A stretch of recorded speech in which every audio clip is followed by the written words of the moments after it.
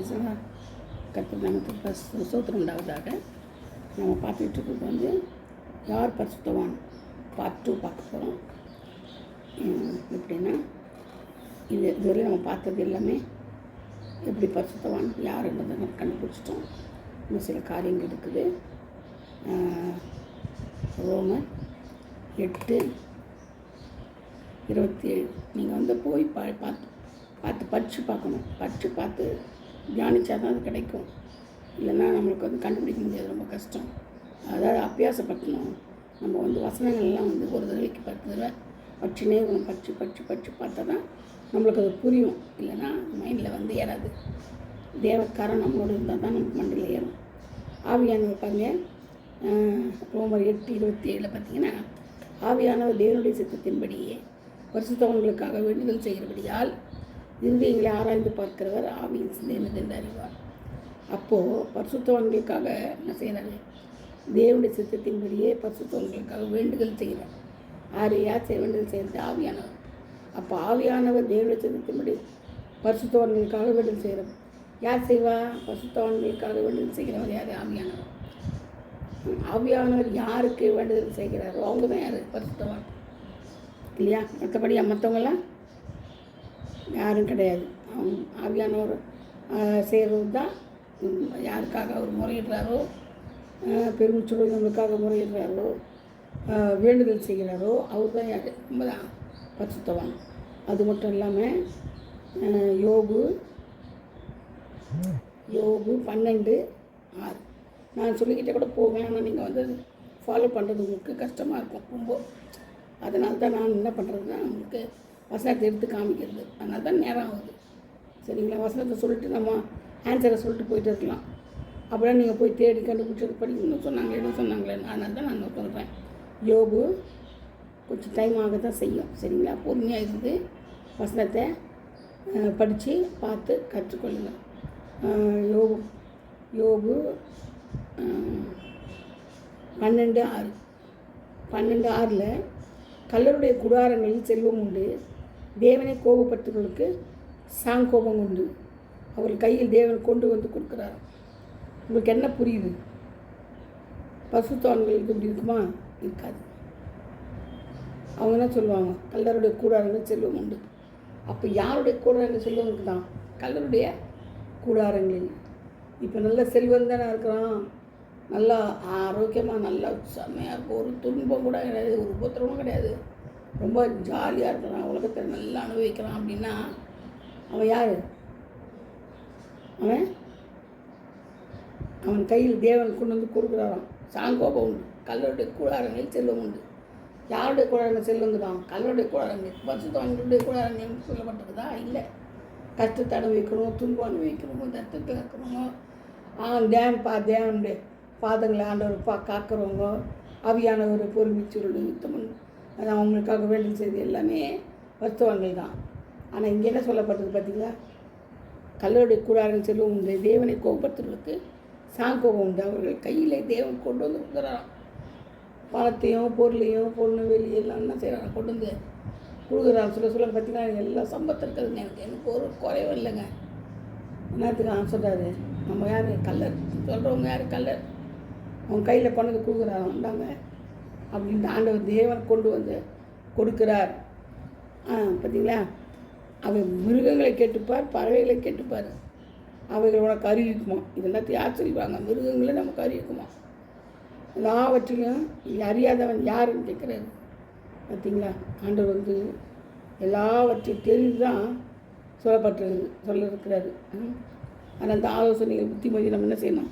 கேட்கணும். நம்ம இஷ்டத்துக்கெல்லாம் செய்ய முடியாது. நம்ம முதியோருடைய ஆலோசனைகள் ஞானம், அவருடைய புத்தி இருக்குது. முதியோடத்தில் ஞானமும் வயது சென்றோடத்துக்கு புத்தியும் இருக்குமே. பார்த்தீங்களா? அந்த புத்தி இருக்கிறதுனால நம்ம என்ன செய்யணும்? அவங்ககிட்ட கேட்கணும், அவங்க ஆலோசனைப்படி நடக்கணும். முதியோரின் ஆலோசனைப்படி நடக்கணும். அவங்களுக்கு அதிக எக்ஸ்பீரியன்ஸ் இல்லையா? அதனால தான் அவங்க என்ன செய்யணும்? அவங்களுடைய ஆலோசனை கேட்டு மோசம் போயிடாதபடி நம்மளே காத்துக்கொள்ளணும். நான் கல்லருடைய கூடாரம் போல் இருக்கக்கூடாது. செல்வம் உண்டு, அங்கே தான் செல்வங்குது. அப்போ செல்வங்கிறவங்களாம் யார்? ஐஸ்வர்யம் போக முடியுமா பரலோகத்துக்கு? ஒட்டகம் கூட என்ன செய்ய ஊசி காதில் போயிடுமோ. ஐஸ்வர்யா என்ன செய்ய முடியாதான், பரலோகத்துக்கு போக முடியாதான்.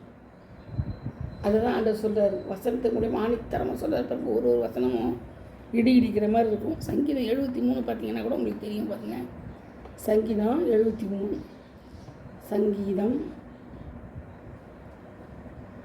73 12, 73 12. நான் முதல்ல கொஞ்சம் சொல்லிகிட்டே போயிடுவேன். வசனத்தை மட்டும் எழுதிக்கோங்க, இது சொல்லிட்டு போவேன். அது கொஞ்சம் இதுவாக இருந்தது. நம்ம வாயால் சொல்லும் போது அவங்களுக்கு கொஞ்சம் நல்லாயிருக்குமே, அப்படி ஒரு எண்ணம் தான். தேவனுக்கு அது எப்படி தெரியும்? உன்னதமானவருக்கு அதை பற்றி அறிவு உண்டோ என்று சொல்கிறார்கள். பார்த்தீங்களா? அது மட்டும் இல்லை, இதோ இவர்கள் துன்மார்க்கர், இவர்கள் என்றும் சுகஜீவிகளாக இருந்து ஆஸ்தியை பெருக்கு பண்ணுகிறான். பார்த்தீங்களா? 12 என்ன சொல்லப்பட்டது?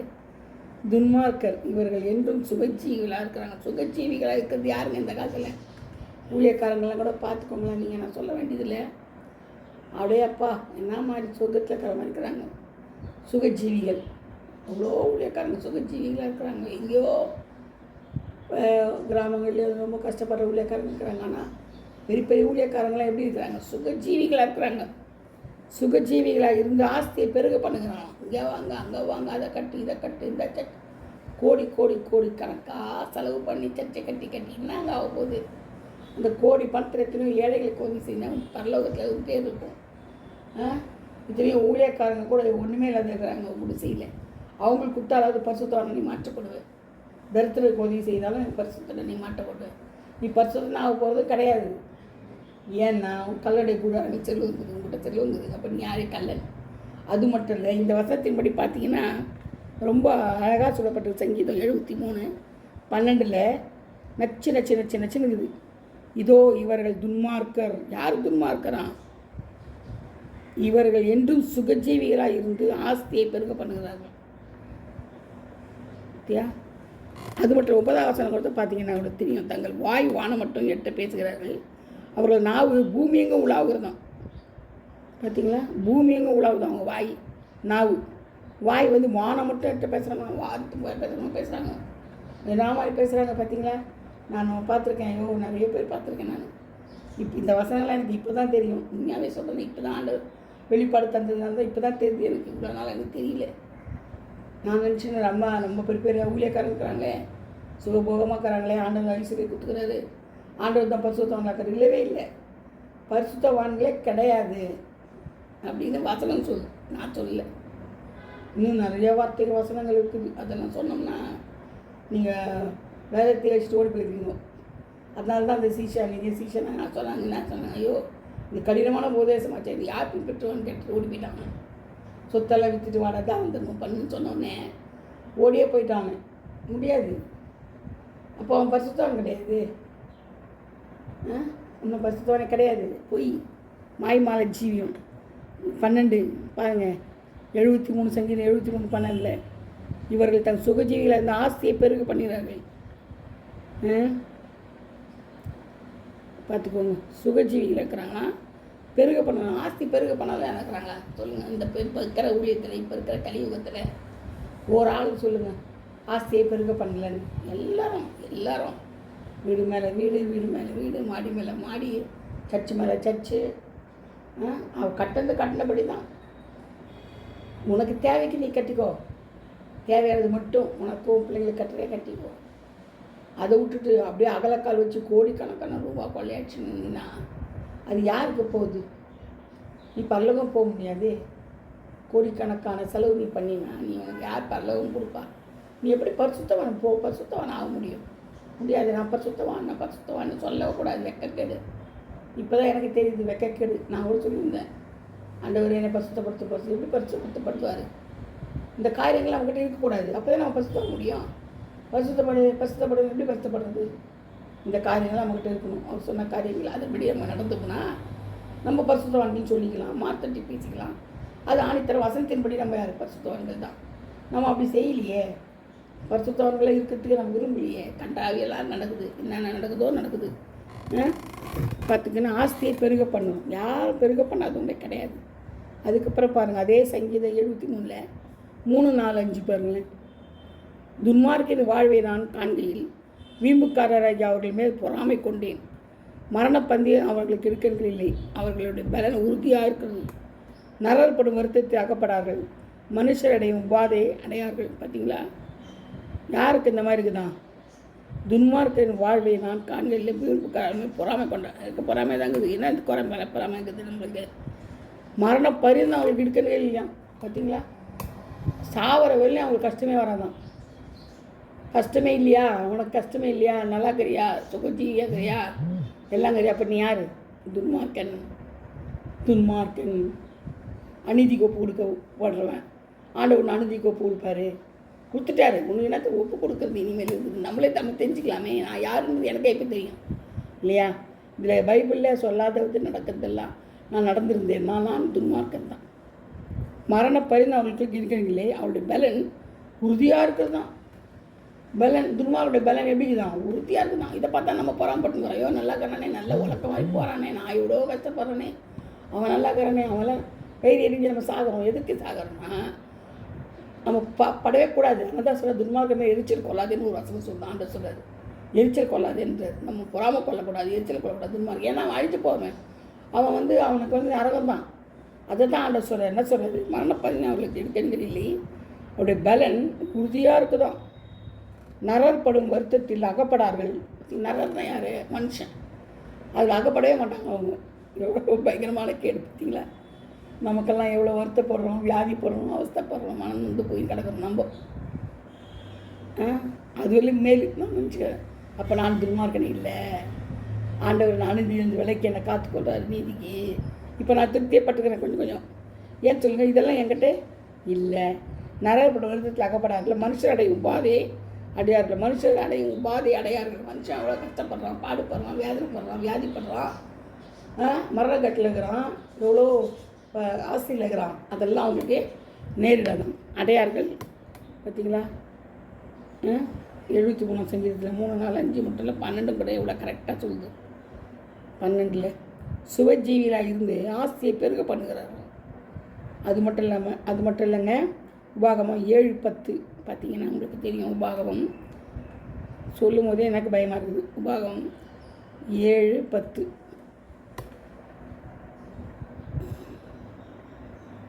7:10 தம்மை பகைக்கிறவர்களுக்கு பிரத்யட்சமாய் பதிலளித்து அவர் அழிப்பார் என்றும், தம்மை பகைக்கிறவர்களுக்கு அவர் தாமதியாமல் பிரத்யட்சமாய் பதிலளிப்பார் என்றும் நீ அறிய கடவாய். பார்த்தீங்களா, ஐயோ ஐயோ பயமாக இல்லை பார்க்கும்போது கேட்கும்போதே. தம்மை பகைக்கிறவர்களுக்கு பிரத்யட்சமாய் பதிலளித்து அவர்களை அழிப்பார். அவர் ஆண்டவரை பகைக்கிறவர்களுக்கு பிரத்யட்சமாக பிரத்யட்சமாக என்ன? உடனே என்னதான் பதிலளித்து அவர்களே அழிப்பார். பார்த்தீங்களா, யாரை பகைக்கிறவர்களுக்கு? தம்மை பகைக்கிறவர்களுக்கு, ஆண்டவரை பகைக்கிறவங்களுக்கு உடனே அழிவு, பிரத்யட்சமான உடனே அழிப்பார் என்றும், தம்மை பகைக்கிறவனுக்கு அவர் தாமதியாமல் பிரத்யட்சமாக பதிலளிப்பார் என்றும். பகைக்கிறவனுக்கு கூட அவர் என்ன செய்யறான்? பதிலளிப்பாராம். உடனே பதிலளிப்பார் என்றும் அறிய கடவாய். பார்த்தீங்களா, அதனால தான் சொல்கிறாரு, நீ செய்யும்படி நான் இன்று உனக்கு கட்டளைகளும் கற்பனைகளையும் நியாயங்களையும் கை கொள்வாயாகன்ற பார்த்துக்கோ. இதெல்லாம் நீ செய்யலைன்னா தான் என்ன வருது உனக்கு? எல்லாமே பிரத்யட்சமாக நான் பதில் கொடுப்பேன். உடனே உன்னை அழிப்பேன்றார். கை கொள்ளனா உடனே அழிப்பேன்றார். பார்த்தீங்களா, எவ்வளோ நினைச்சாலே பயமாகுது. உபாகமம் 7:10 சொல்லப்பட்டிருக்குது. யோபு 2:2 இப்போ 21 பாருங்கள். யோபு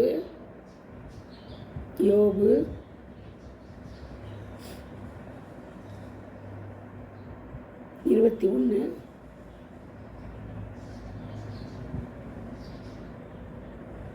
7 பாருங்கள். 7 துன்மார்க்க ஜீவித்து விருதாராகி வல்லவராவானேன். துன்மார்க்க ஜீவித்து விருத்தராகி வல்லவராவேன். அவர்களோடு கூட அவர்கள் சந்ததியார் அவர்களுக்கு முன்பாகவும் அவர்கள் பிள்ளைகள் அவர்கள் கண்களுக்கு முன்பாகவும் திடப்படுகிறார்கள். அவர்கள் வீடுகள் பயமில்லாமல் பத்திரப்பட்டிருக்கும். தேவனுடைய மிலாறு அவர்கள் மேல் வருகிறதில்லை. அவருடைய இறுதி பொழிந்தால் வீணாய் போகாது. அவருடைய பசு சினை அழியாமல் ஈனுகிறது. அவர்கள் தங்கள் குழந்தைகளை ஒரு மந்தையைப் போல வெளியே போக விடுகிறார்கள். அவர்கள் பிள்ளைகள் குதித்து விளையாடுகிறார்கள். அவர்கள் தம்பரோடு சுரமண்டலத்தோடு எடுத்து பாடி கிண்ணறத்தின் ஓசைக்கு சந்தோஷப்படுகிறார்கள். அவர்கள் செல்வான்களாய் தங்கள் நாட்களை போக்கி ஒரு கனப்பொழுதிலே பாதாளத்தில் இறங்குகிறார்கள். பார்த்தீங்களா? இறங்குகிறார்களா? யார் அது? இந்த மாதிரிலாம் செஞ்சவங்க எங்கேருந்து? யோபு 21 அதிகாரத்தில் 7 பார்த்தீங்கன்னா துன்மார்க்கரை பற்றி சொல்லப்பட்டிருக்குது யோபில். அவர்கள் செவ்வியாய் தங்கள் நாட்களை போக்கி ஒரு கனப்பொழுதில் பாதாளத்தில் இறங்குவார்கள். அவர்கள் தேவனை நோக்கி எங்களை விட்டு விலகியும் உடைய வழியை நான் அறிய விரும்புவோம். சர்வ வல்லவரை நாம் சேவரிக்க அவர் யார்? அவரை நோக்கி ஜெபம் பண்ணுவது தான் நமக்கு பிரயோஜனம் என்னன்னு சொல்கிறாங்க. பார்த்தீங்களா? எவ்வளோ ஒரு இருமாப்பு, எவ்வளோ கொழுப்பு, எவ்வளோ பயங்கரமான ஒரு வார்த்தைகள். யார் சொல்கிறது? துன்மார்க்க சொல்கிறாங்க தேவனை பார்த்து. ஆனாலும் அவர்கள் வாழ்வு அவர்கள் கையில் இராது. துன்மார்க்க ஆலோசனை எனக்கு தூரமாக இருப்பதாக. எத்தனை சடுதியில் துன்மார்க்கையின் விளக்கு அணைந்து போகும்.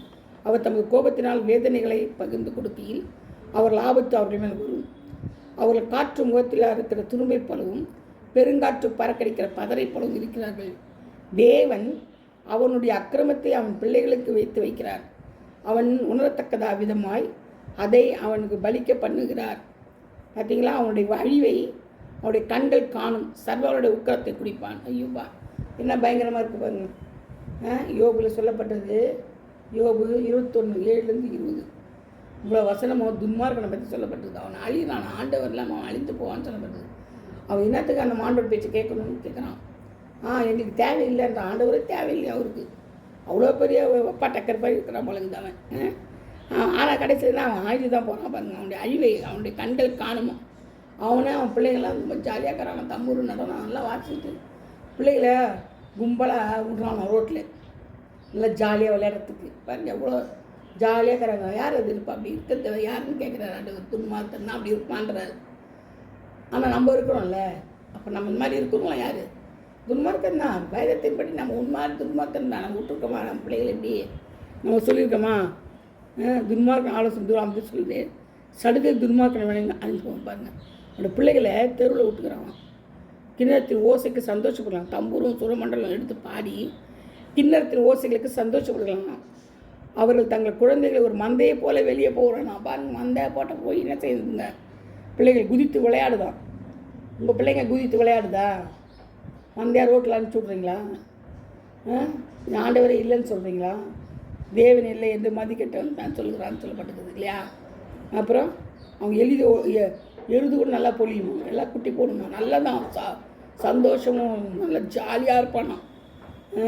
ஆனால் தேவன் எங்களுக்கு என்னத்துக்குன்னு கேட்குறானா? சர்வ வலை நாங்கள் சேவிக்கிறதுக்கு அவர் யாருன்னு கேட்குறான் பாருங்கள். ஆண்டவரையும் யாருன்னு கேட்குறானோ. அதனால் அவனோட விளக்கு என்ன செய்தான்? சடுதியில் அணைந்து போகுது. அவனுடைய ஆபத்து அவர்களையும் வரும். அது மட்டும் இல்லை, பால் கிடைக்கிற பதரை போல் இருக்கிறாங்க. பெருங்காற்று துரும்பு போல பால் கிடைக்கிற பதரை போல் இருக்கிறார். தேவன் அவனுடைய அக்கிரமத்தை அவன் பிள்ளைகளுக்கு வைத்து வைக்கிறார். யாருக்கு வச்சுக்கிறாராம்? அவன் பண்ணுற அக்கிரமத்தை யார் கேட்குறாராம்? பிள்ளைகளுக்கு தரான். 4-7 தலைமுறைக்கு அவன் அக்கிரமம் அவன் பிள்ளைகளுக்கு நிற்கிது பாருங்க. பிள்ளைகளை என்ன செய்கிறாரு? விசாரிக்கிறாரு. இருக்கிறோமா? தேவனோட அக்கிரமத்தை பிள்ளைகளுக்கு வைத்து வைக்கிறார். அவன் உணர்த்தும் விதமாக அதை அவனுக்கு பலிக்க பண்ணுவார். அவனுடைய அழிவை அவன் கண்கள் காணுமா. சர்வவளோட உக்கரத்தை குடிப்பான். அவன் கண்ணே அவனை பார்க்குமா. தன்னுடைய அழிஞ்சு போகிறத அவன் கண்ணே அவனை பார்க்குமா. எவ்வளோ பயங்கரமான நிகழ்ச்சி பார்த்தீங்களா? யோபில் சொல்லப்பட்டிருக்குது. அதனால் நம்ம ரொம்ப ஜாக்கிரதையாக இருக்கணும். இந்த உலகத்தில் நம்ம கஷ்டப்பட்டாலும் துன்பப்பட்டாலும் பரவாயில்ல. நம்ம ஆண்டோட பிள்ளைங்க சுகபோக ஜீவிகளாக இருந்து பணத்து மேலே பணம், பொருள் மேலே பொருள் சேர்த்தோம். நம்ம யார்? ஆண்டோட பிள்ளைங்களே கிடையாது. சடுதியில் நமக்கு நாசம்தான். நம்ம எங்கே போகிறோம்? நேராக ஸ்ட்ரைட்டாக நரகத்துக்கு ஓட வேண்டியது தான். நம்ம வேலையே எங்கே போனோம்? நரகத்துக்கு போயிடுவோம். நம்ம ரொம்ப எச்சரிக்கையாக இருக்கணும். அது மட்டும் இல்லை, ரொம்ப கவனமாகவும் இருக்கணும். 1 நாள் 2 நாள் கிடையாது, ஃபுல்லாக நம்மளுக்கு தான் கொடுக்கப்பட்டிருக்குது. கத்தத்தாமே இந்த பார்ட் 2 ஆசீர்வதிப்பாராக. இன்னும் அநேக வசனங்கள் உண்டு. நான் வசனத்தை சொல்லினே போனால் இந்நேரம் 4 மெசேஜ் முடிச்சிருப்பேன். வசனத்தை சொல்லி சொல்கிறதுனால லேட் ஆகுது. நீங்கள் வசனத்தை நல்லா குறித்து நல்லா ஆலோசனை படித்து அந்த ஆலோசனை பண்ணி தேவத்தில் கேட்டு ஜெபிச்சு அப்படியே கிருபையும் தயவும் பெற்றுக்கொள்ளுங்கள். பரிசுத்தவானாக மாறுங்க. அநீதிக்கு விலகி ஜீவிங்க. ஆண்டவர் சொன்ன கற்பனையை கை கொண்டு நடங்க. கர்த்தர் தாமே பாதுகாப்பாராக. Amen. Praise the Lord. God bless you all.